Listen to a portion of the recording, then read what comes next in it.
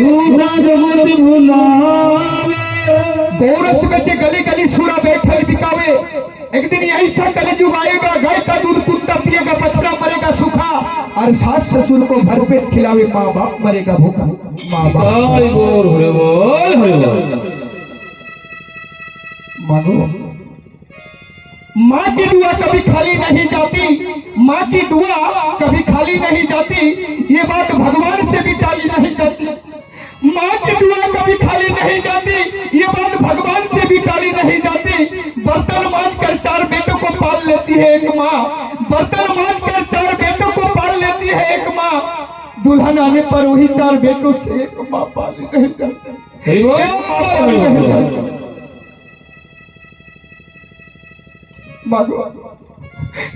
আমি বড় ভাগ্যহীন মা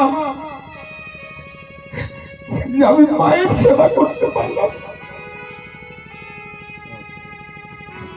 কীর্তন থেকে বাড়িতে যখন যাই সবাই ডাক দেয়, কিন্তু মা বাড়িতে যাওয়ার পর ডাক্তার কাজল এলি বাবা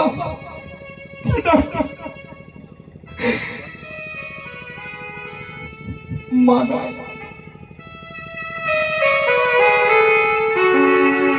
চার মানায়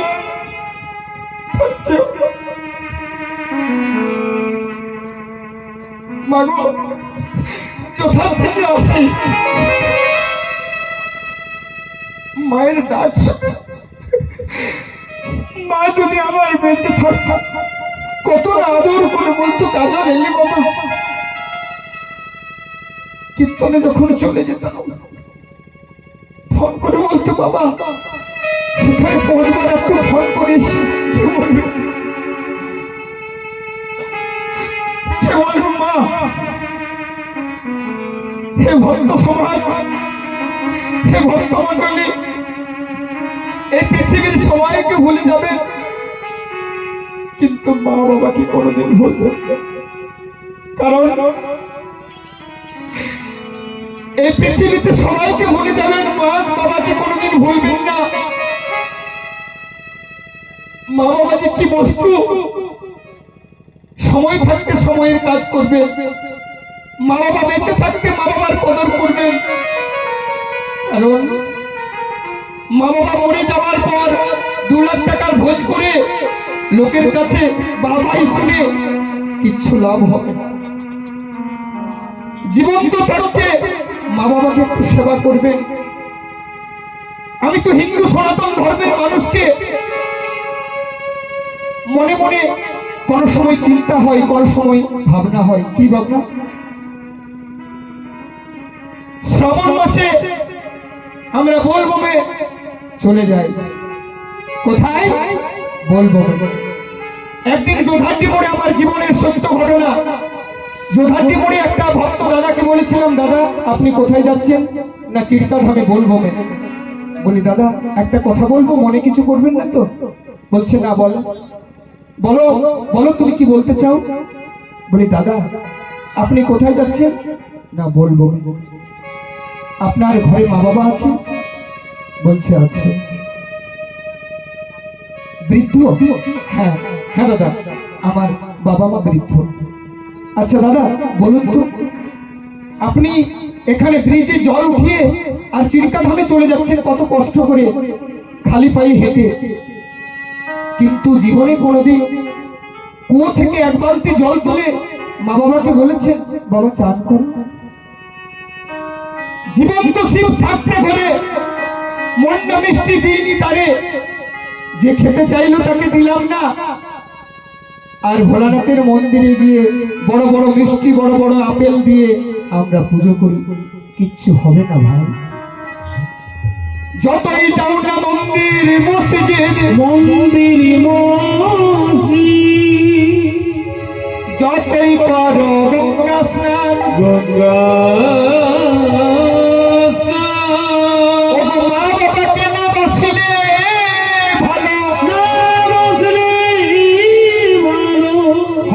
খুশি ভগবান, হয় না খুশি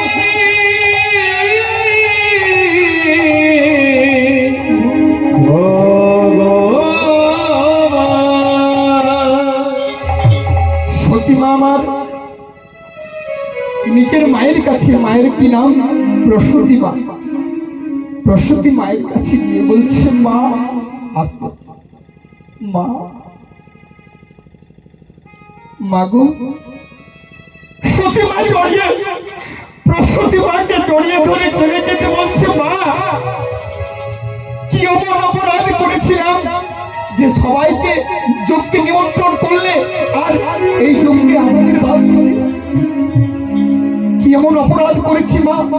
সত্যি আমি বারবার করে বলেছিলাম রে সত্যি, আমি বারবার করে বলেছিলাম তোর বাবাকে, কিন্তু তোর বাবা আমার কথা শুনলো না। বেশ সত্যি, তুই যখন এসেছিস মা, তুই কটা দিন আমার কাছে থেকে যা, এই যজ্ঞের পূর্ণাহুতি হবে, তারপর তুই তোর বাবার কাছে দেখা করবি। না মা, আমি এখন এই মুহূর্তে বাবার কাছে যাব আর বাবাকে গিয়ে বলবো, বাবা, কি অপরাধ করেছি তোমার চরণে যে এই যজ্ঞতে তুমি আমাকে নিমন্ত্রণ থেকে বঞ্চিত করেছো? নয়ন জলে ভাসছে আর সতী এক পা করে যজ্ঞ স্থলে যেই না উপস্থিত হয়েছে মা, অমনি দক্ষ প্রজাপতি হেসে বললেন, সতী এসেছিস, এসেছিস সতী, বিনা নিমন্ত্রণে চলে এলি। বেশ, তোর প্রতি ভাঙন ভোলা ভূত প্রেত নিয়ে বসবাস করে, ছাই ভস্য মাখে জীবনে কোনোদিন বস্ত্র পাই না, কর্ণে অঙ্গুলি দিলেন। এই কথাটা আপনাদের চরণে নিবেদন করে একটা কথা বলে যাই মা, যেখানে হয় স্বামী নিন্দা সেখানে থাকবেন না, যেখানে হয় স্বামী নিন্দা সেখানে সেই স্বামী নিন্দা শুনবেন না। স্বামী নিন্দা শোনাও পাপ, স্বামী নিন্দা করা মহা পাপ। সতী রমণী আজ মা আমার দক্ষ প্রজাপতি পিতাকে বলছে, বাবা, বাবা, এই যজ্ঞে না হয় বিনা নিমন্ত্রণে আমি এসেছি, কিন্তু তুমি আমার স্বামীর নিন্দা কেন করছো বাবা? আবার স্বামী নিন্দা, তোর প্রতি ভাঙড় ভোলা, তোর প্রতি ভূত প্রেত নিয়ে বসবাস করে, তোর প্রতি কোনোদিন জীবনে ছাই ভস্য মাখে, জীবনে কোনোদিন বস্ত্রের অভাব হয়, অনেক কিছু। কর্ণে আঙ্গুলি দিয়ে আবার বলছে, বাবা, তোমায় বারে বারে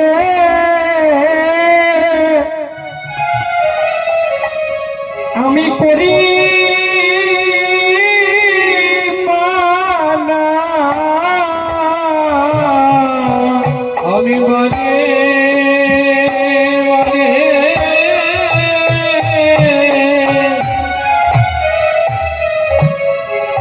আমি করি মানা, আমার স্বামী নিন্দা তুমি আর করো না, বারে বারে তোমায় করি মানা। ওগো স্বামী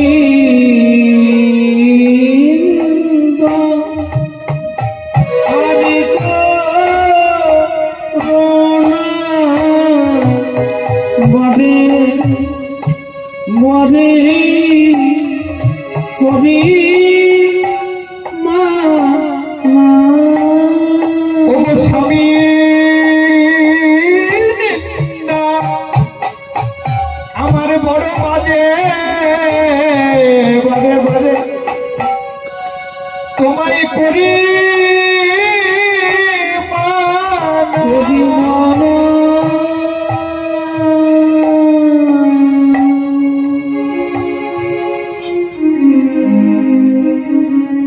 বাবা, আমি বারবার করে জোরে প্রার্থনা করে বলি, বাবা, তুমি বারবার করে বিনয় করে বলছি, তুমি স্বামী নিন্দা করো না, স্বামী নিন্দা করো না।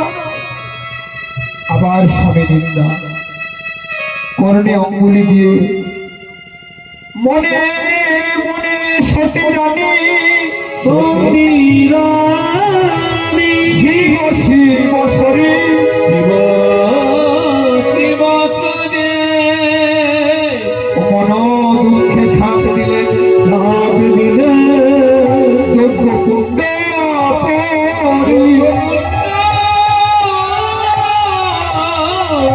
ও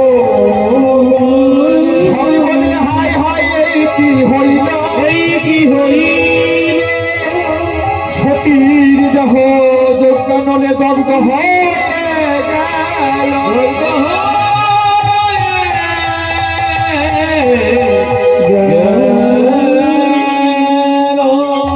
ছটপট ছটপট করতে সতী আমার প্রাণ ত্যাগ দিলেন। প্রসূতি মা এই কথা শুনতে শুনতে ছুটতে ছুটতে এসে আর মৃতদেহটিকে নিয়ে আর নয়ন জলে ভাসছে। সতী, তোকে বারবার করে আমি বিনয় করে বলেছিলাম না তুই যাস না, তুই কেন শুনলি না রে মা, তুই কেন শুনলি না বল? তোকে বারবার করে বিনয় করে বলেছিলাম না তুই যোগ্য সমাপন না হলে তুই যাস না। আমার কথা না না শোনার পরিণতি এই হলো। আরে কোলে কোলে কোলে কোলে আর প্রসূতি মা আমার সতী মাকে বলছে, কি বলছে, একবার মা বলে ওরে ডাক রে সতী, মা বলে ডাকরে সতী বলে সতী আমার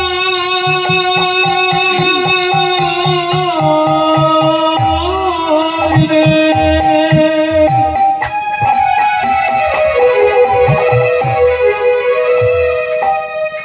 ওরে সতী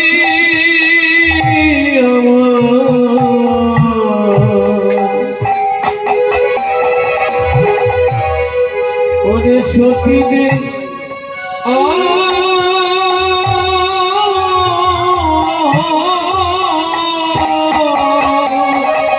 ওরে মা বলে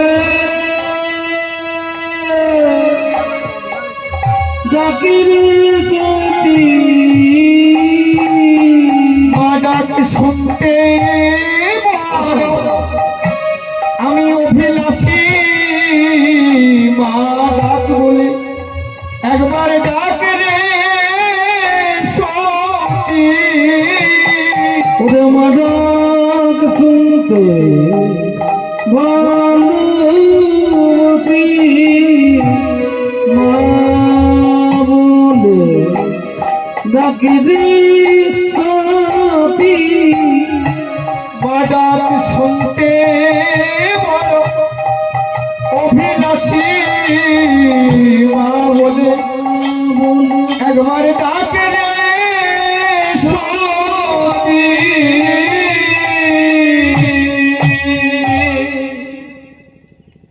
প্রসূতি মামার নয়ন জলে ভাসছে, এদিকে নন্দী মহারাজ এসে ভোলানাথের কাছে উপস্থিত। ভাই এই বাবু গল্প করুন। নন্দীর চোখে জল দেখে ভোলানাথ বলছে, তোমার চোখে জল কেন নন্দী? কিছু বলছে না মা। বাবা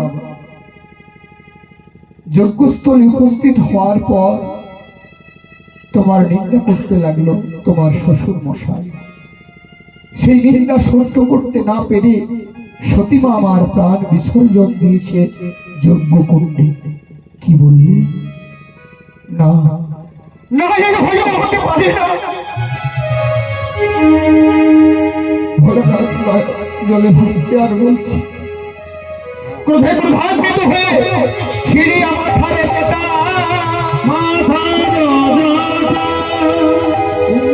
ভূমিতে আছাড় মারিল, ওগো যেটা হইতে একটা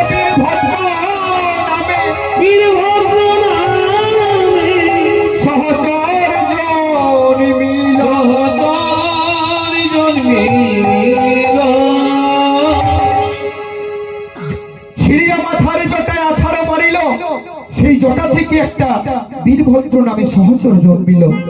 সেই সহচর জন্মে আর বীরভদ্র নামে বলছে, ভোলানাথ আমাকে কেন সৃষ্টি করেছো বলো না ভোলানাথ। বলছে, বীরভদ্র এই মুহূর্তে তুমি চলে যাও, দক্ষ প্রজাপতির যজ্ঞ কুণ্ড লন্ড ভন্ড করে তার মুন্ডকে বিখণ্ডিত করে তুমি চলে আসবে। আদেশ পেয়ে বীরভদ্র চলে গেলেন কোথায় না দক্ষ প্রজাপতির যজ্ঞ কুণ্ডে। সেখানে যজ্ঞ জিনিসপত্র যত লন্ড ভন্ড করে আর দক্ষ প্রজাপতির মুন্ডকে ছেদন করলেন। নিতাই গৌর হরিবল। যেই না মুন্ডকে ছেদন করেছে, ছটপট ছটপট করছে দেহটি। প্রসূতি মা আমার সতীর দেহটিকে রেখে নিজের স্বামীর দেহটিকে নিয়ে আর নয়ন জলে ভাসছে। এদিকে ভোলানাথ আর রইতে না পেরে যজ্ঞ কুণ্ডে এসে উপস্থিত। প্রসূতি মায়ের চোখের জল দেখে ভোলানাথ বলছে, মা তোমার চোখে জল? বলছে, বাবা সতী গেছে, সতীর মৃত্যু হয়েছে, আবার একটা সতীকে আমি জন্ম দিতে পারি, কিন্তু আমি বিধবা যন্ত্রণা সহ্য করতে পারি না। বেশ, ভোলানাথ মনে মনে করলেন, আমি সন্ধিপনি মন্ত্র দিয়ে আজ নিজের শ্বশুর মশাইকে আমি পুনরায় জীবিত করে দেব। এই মনস্থ করেছে। হঠাৎ দৈব মনে হলো, যে মুখে শিব নিন্দা করেছে পাষণ্ড, ওগো আর নাহি হবে তার, হবে মানুষের মুন্ড, ওগো মানুষের মুন্ড। এখানে বোঝা গেল মা যে নিন্দা করতে নেই। যে মুখে শিব নিন্দা করেছে পাষণ্ড, করেছে পাষণ্ড, আর নাহি হবে তার মানুষের মুন্ড, মানুষের মুন্ড। উত্তর শিয়রে চড়তে ছিল একটা ছাগ। সেই অনুচরকে দিয়ে ছাগের মুন্ড কেটে আর ভোলানাথের শ্বশুর মশাইয়ের দেহের সামনে রেখে আর সকাশে রেখে আর সন্দীপনী মন্ত্র দিয়ে আর ভোলানাথ জীবিত করে দিলেন। পুনরায় জীবন ফিরে পেল দক্ষ প্রজাপতি। পেল কি না ছাগ মুন্ড। ছাগ মুন্ডে বাণী নাই উলু উলু বলি,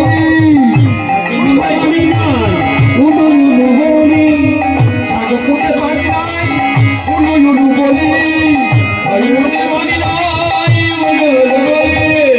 সেই দেখে হাসিয়ে নজরে করমণি, সেই দেখে হাসে আমার যতে গরমণি, সেই দেখে হাসিয়ে নজরে করমণি, সেই দেখে হাসে আমার ছাগ মুন্ডে বাণী নাই উলু উলু বলি। প্রথমেই বলেছি মা, উলুধ্বনি কবে থেকে সৃষ্টি হলো? যেই না ছাগ মুন্ডে বাণী নাই উলু উলু শব্দের একটা ধ্বনি বার হচ্ছে, সেই সময় ভোলানাথ বললে, ওগো রমণীগণ, আমার শ্বশুর মশাইয়ের এই অবস্থা দেখে তোমরা চাঁদ মুখে হেসে দিলে। বেশ, এই উলু উলু উলু বলি, উলু উলু ধ্বনি যত মঙ্গল কার্যাদিতে, শুভ কার্যাদিতে, যজ্ঞাগারে, বিবাহ কার্যাদিতে, শুভ কার্যাদিতে রমণীরা অর্থাৎ মা বোনেরা যদি উলুধ্বনি না দেন, শুভ কার্যাদি সম্পন্ন হয় না। দক্ষ প্রজাপতির ছাগ মুন্ডের থেকে উলুধ্বনি সৃষ্টি হয়েছিল মা। তাই এদিকে ভোলানাথ রইতে না পেরে মৃতদেহ স্কন্ধ করে আর চলে যাচ্ছে। এদিকে তারকার অত্যাচারে আর রইতে পারছেন না, কারণ তারকাসুরকে বধ করবে কে না কার্তিক। কার্তিক ব্যতীত বধ হবে না। ভোলানাথের বিয়ে হয়নি, কার্তিককে বধ করবে কে? তারকাকে বধ করবে কে? কার্তিকের জন্ম হবে তবে না তারকাকে বধ করবে।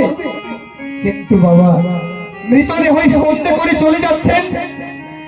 মনে মনে চিন্তা করলেন দেবতাগণ, এরপর ভোলানাথ যদি মৃতদেহ স্পর্শ করে চলে যায় তো ত্রিভুবন অমঙ্গল হবে। যার জন্য নারায়ণকে বললেন, নারায়ণ তুমি সুদর্শন দ্বারা খণ্ড খণ্ড দেহটিকে করে দাও।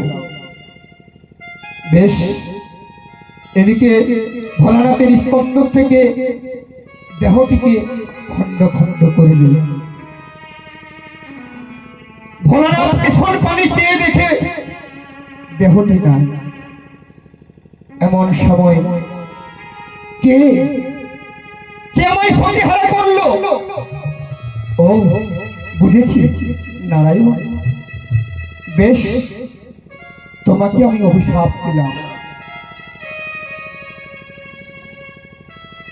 যেমন আমাকে তুমি নারী হারা করেছ, আমি একটা নারীর জন্য যেমন নয়ন জল ফেলছি, ত্রেতা যুগে রাম অবতারে তুমিও একদিন নারী হারা হবে।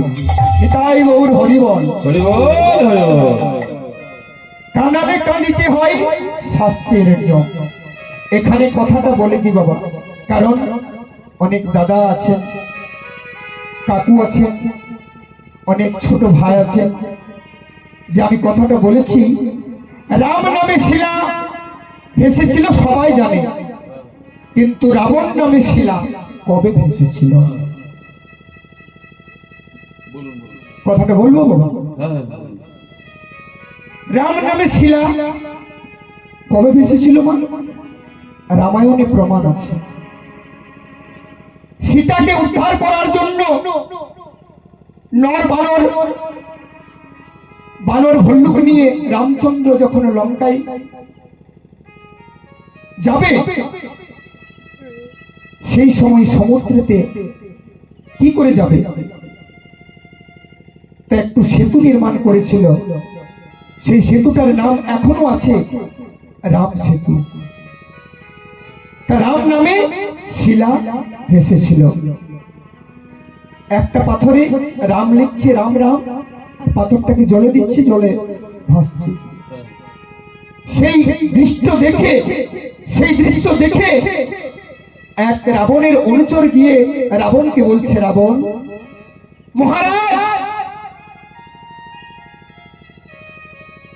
মহারাজ, এই মাত্র দেখে এলাম কোথা থেকে এসেছে নর বানর, বড় বড় পাথর নিয়ে আর রাম রাম লিখে আর জলে দিচ্ছি, জলে ভাসছে। বলছে এটা সামান্য ব্যাপার। দেখুন বাবা, এত বড় কাজ কিন্তু সামান্য ব্যাপার বলছে হ্যাঁ সামান্য ব্যাপার। রাম নামে শিলা ভাসছে তো কি হবে? রাবণ নামও শিলা ভাসবে। তার অনুচর, তার প্রহরীগণ আশ্চর্য হয়ে গেলেন। রাম নামে শিলা ভাসছে, রাবণ নামে শিলা ভাসবে। বেশ, আমরা কিছু কিছু মানুষের অন্তর দেখতে পাই না, ভিতরটা দেখতে পাই না, বাইরেটা দেখি। কিন্তু মাগো, রাবণ যে কত বড় ভক্ত ছিল এটা রামায়ণে প্রমাণ আছে। রামায়ণে প্রমাণ আছে রাবণ যে কত বড় ভক্ত ছিল। কিন্তু মা রাবণ মনে মনে চিন্তা করলেন, আর একটা পাথর নিয়ে আর সেই পাথরে রাবণ লিখে দিলেন। আর অন্তর্মহলে গিয়ে টপ টপ করে নয়নের জল পড়ছে পাথরটির মধ্যে। আর বলছে, রঘুপতি রাম, আমি তোমার যদি ভক্ত হয়ে থাকি,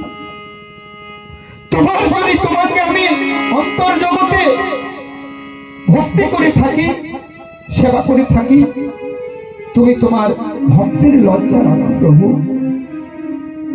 যেই না বলেছি রঘুপতি রাঘব রাজা রাম পতিত পাবন সীতারাম, रघुपति राम पतित पावन सीताराम, रघुपति रघुपति राघव राजा राम पतित पावन सीताराम रघुपति राघव राजा राम पतित पावन सीताराम सीताराम जय सीताराम सीताराम जय सीताराम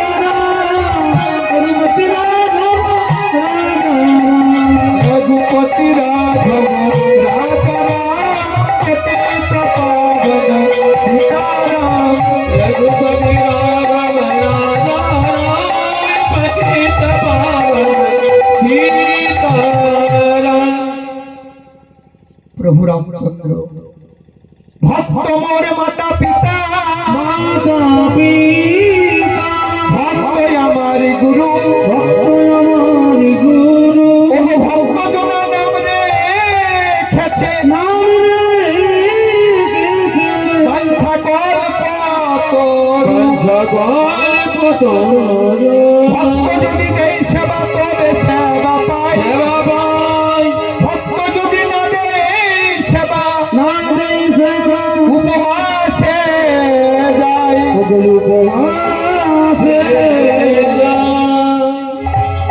ভক্তির মান রক্ষা করার জন্য রাবণ নামের শিলা যেই না রাবণ অনুচরকে দিয়েছে অমনি পাথরটি ভাসতে লাগলো। ভক্ত বড় সত্য কথা পণ্ডিত রইল বসে গাছের ফলটি গাছে রইল বৃন্ত গেল খসে। মাগো কীর্তন অনেক দূরের বস্তু, কি আর বলবো। আজকে যে কথাগুলো আমি মনে মনে করেছিলাম যে এই যজ্ঞ স্থলে কিছু বলার ছিল, কিন্তু আর কি বলবো না। যাও যা যা অনেক সময় আছে, আরো বলবো। আজ না হয় কাল, কাল না হয় আগামী বছর। নিতাই গৌর হরি বল। তাই এদিকে রামচন্দ্রকে নারায়ণকে অভিশাপ দিলেন, যাও নারায়ণ, আগত তেতা যুগের মাটিতে যখন তুমি রাম অবতারী রামচন্দ্র রূপে জন্ম নেবে,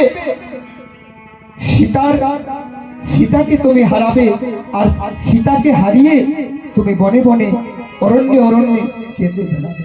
কাঁদালে কাঁদিতে হয় শাস্ত্রের নিয়ম। এদিকে ভোলানাথ এসে ত্রিশূলকে স্থাপন করে আর একাসনে বসে আর তপস্যায় লীন হয়ে গেল। তারকাসুরের অত্যাচারে থরথর করে কাঁপছে মেদিনী। সকল দেবতাগণ গিয়ে বলছে, প্রভু নারায়ণ, প্রভু নারায়ণ, এর ব্যবস্থা তুমি করে দাও, নইলে তারকাসুরের অত্যাচারে আমরা সহ্য করতে পারছি না। বেশ নারদ, তুমি চলে যাও। বলছে আমি আর যাব না, ভোলানাথের কোপানলে আর বাঁচবো না, আমি যাব না। কাকে পাঠালো মা? কামদেব। কামদেবকে যেই না পাঠিয়েছে, আজ ভোলানাথের প্রধান হলে কামদেব ছাই হয়ে গেল। কামদেবের স্ত্রীর নাম রতি। রতি নয়ন জলে ভাসছে, দেবতাগণকে বলছে, দেবতাগণ তুমি আমায় বিধবা সাজাও। দেবতাদের আশীর্বাদে কামদেবকে বাঁচিয়ে দিলেন। কেন? কামদেব যদি না থাকে পৃথিবী সৃষ্টি হবে না, সৃষ্টি প্রলয় হবে। যার জন্য দেবতার আশীর্বাদে কামদেবকে বাঁচিয়ে দিলেন। এদিকে ভোলানাথের ধ্যান যেই না ভেঙেছে, অমনি নারদ এসে বলছে, ভোলানাথ তুমি এইভাবে কতদিন কাটবে? একটা বিয়ে দিয়ে করো। বলছে আবার এসেছো? বলছে আমি যখন তোমাদের বিয়োগ করেছি তখন যোগ অবশ্যই করাবো। অর্থাৎ যখন আমি বিচ্ছেদ করিয়েছি মিলন অবশ্যই করাবো। নিতাই গৌর হরি বল। হরি বল, হরি বল।